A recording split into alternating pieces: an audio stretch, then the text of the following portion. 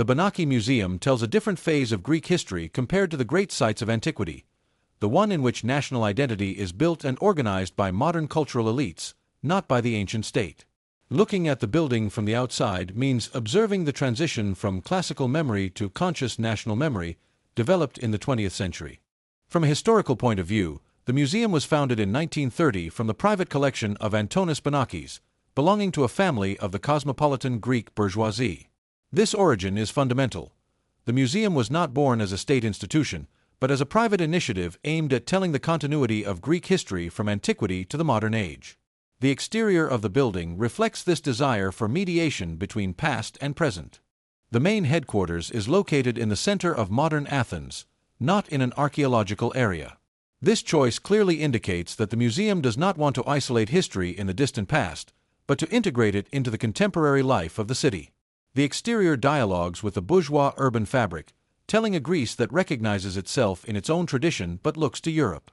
The Benaki Museum was born in a period when Greece was still engaged in defining its identity after wars, migrations, and territorial changes. The collection and exhibition of objects become tools to build a continuous narrative of national history. The exterior of the museum is not monumental in the classical sense, but communicates cultural solidity and stability.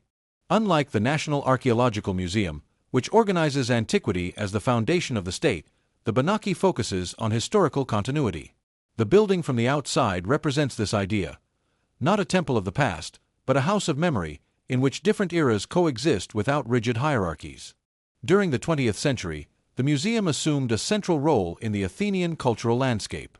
It became a point of reference for scholars, citizens, and visitors, offering a reading of Greek history that is not limited to the classical world. The exterior, discreet and integrated, reflects this educational and civic function more than a celebratory one. The Benaki also represents the role of civil society in the construction of memory. It is not the state that imposes a narrative, but a private initiative that is recognized as collective heritage.